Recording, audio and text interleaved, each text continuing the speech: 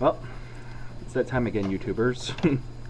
I'm doing another video. This one looks like it's going to be a rant on mostly deities and their sources of divine power in regards to various D&D worlds, and quite frankly, a bit of a plug on my own system of how things should work.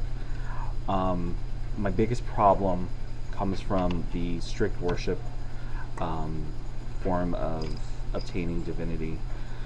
To me, this never seems to work, especially when you actually do the math. I'm going to poke fun at Mistra for a while, just because she's the easiest one. Most of the deities are just as guilty as she is, and Forgotten Realms is well known enough and has enough holes in it that it's easy to point out. Mistra is perhaps the one that bothers me the most, because if you know the story behind her, you know that she's the mistress of the weave. She controls all of magic in 3.5 Forgotten Realms, and she's ranked 18 in Faiths and Pantheons, which means she's a greater deity, and she's not only a greater deity, but she's probably one of the closest to achieving overgodship. Now, the problem that I have with this is that at rank 18, she has several chosen. Azuth is under her, Savras is under her, Velsharoon is under her. She has a Magister who's running around, and she in fact has power over all of them. Not just power over all of them, but she's placed power within them. Some of her actual divine ranks.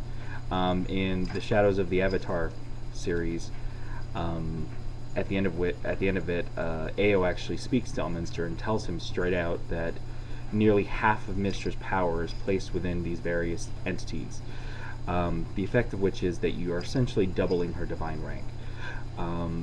She's actually walking around a divine rank of 36, which places her well over godship, and all of that coming straight from worship.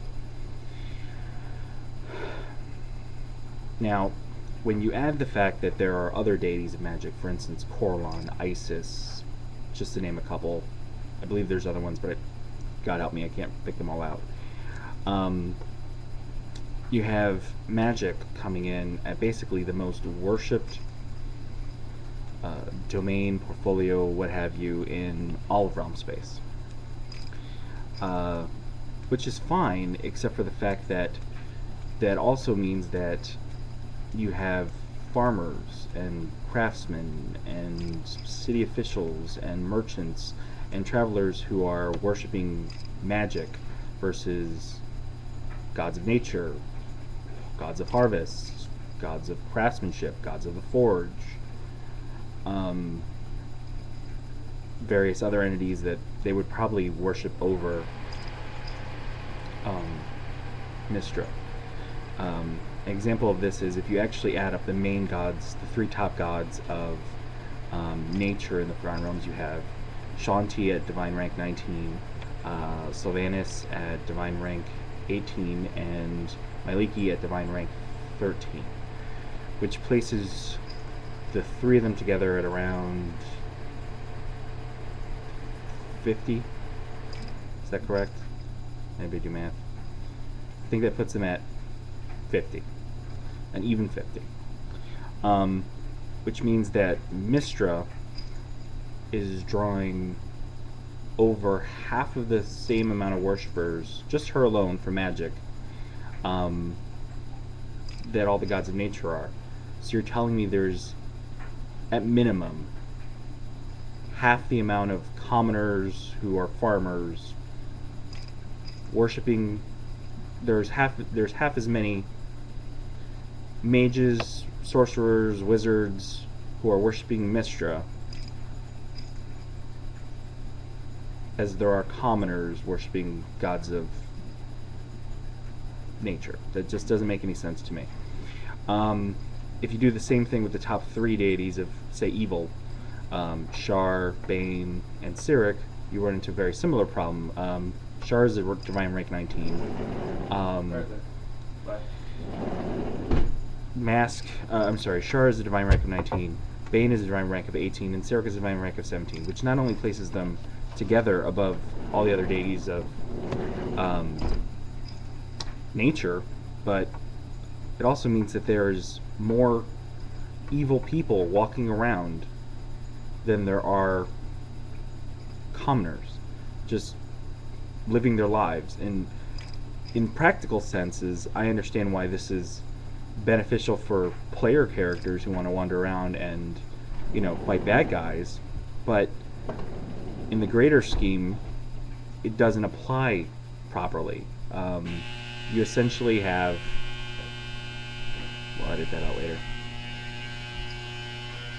Should be any louder. Essentially, you have... Sneak attack! You done hijacking my video?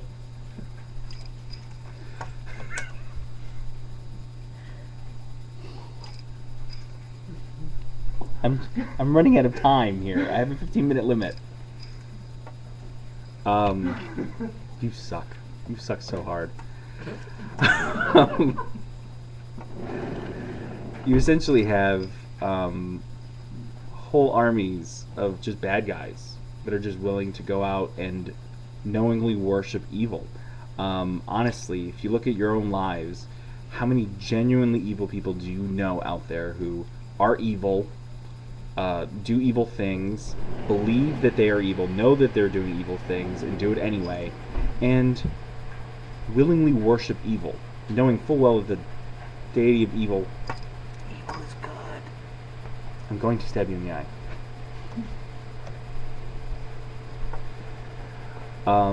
Knowing full well that their deity would just as easily betray them, use them, throw them away, and whatnot. And not only worship this deity, but do so faithfully enough to grant them power. It starts to fall apart. It doesn't make sense. And it sort of lends itself to some other ideas. For instance, Mystra being the weave is one of my biggest complaints. Mystra was a deity from Netheril. She was a Netherese goddess. Goddess of magic and all, that's great, but there was a massive time period before the Netheril ever rose that she didn't exist, and magic seemed to function just fine. In fact, the Netherese raised themselves before they made her a goddess using magic. One of the biggest attributes given to Netheril is the Nether Scrolls, which they didn't write. The Nether Scrolls were originally the golden skins of the World Serpent. There was whole armies of Suruk using magic that shamed the Netherese long before Mystra ever came onto the scene, and there wasn't any weave in place. And yet somehow, just recently when they did 4th edition, she dies, and you have Dispel Plague, and nobody seems to be able to take up the reins of God of Magic, despite the fact that she has half of her magic stored away in children, Elminster, Blackstaff, various other chosen, Azuth who's sitting around, Savras and Velsharoon, Magister, and, Spellfile. I mean, the list goes on, and yet somehow nobody can seem to grasp the power at the end of this, which is really a shame, because Shar, who's a Deific rank of 19, has a weave in place, and she can't seem to manage it either. It just doesn't seem like AO wanted anybody to really have that title anymore. And how convenient that Isis, the only other powerful goddess of magic, seems to have disappeared because a continent landed on all her people. That's just a whole nother rant as to reasons I hate 4th edition. But it falls apart. It doesn't make any sense. When you do the math, there's more deities with divine ranks than there are people who could possibly worshiping them, which begs the question: is it possible to double up on your worship? Can you worship Lothanger and worship Mystra? Can you worship Sylvanas, and can you worship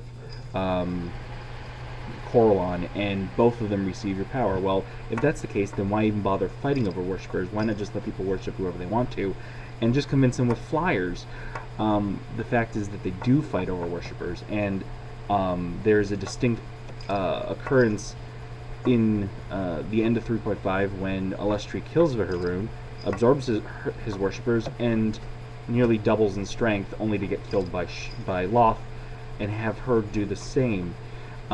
So it just seems like there's not like worshippers cannot double up, and it makes sense too, because if you worship two deities, which heaven do you go to when you die? It seems like you would go to the one that you worship more and whose power you're actually granting. So the system in the end just doesn't function. It doesn't work. It doesn't make sense. While it plays well for, I guess, adventurers who want to be, a cleric of Mystra, or a cleric of Lothander, or a cleric of whatever, and their deity gets to be awesome. But in reality, if this system were to function in a practical world, the most powerful deity wouldn't be a deity of magic, and it wouldn't be a deity of justice, and it wouldn't be a deity of shadows or secrets. It would be a deity of gardening. It would be a deity of harvest. It would be a deity of nature, a deity of seasons. By the same token, the ones after them would be deities of craftsmen, deities of the forge, followed by deities of merchants. It'd be a wonder if magic even ranked under this system when you actually do some of the math. With that said, I'm going to have to end this one because I've gone over 10 minutes in my rant, and it's probably going to close, so I'll have to do a second one to explain my divine sources of power and how I think it should work and allow for this sort of system to actually function. So signing off on this one, and I'll see you guys in a few minutes.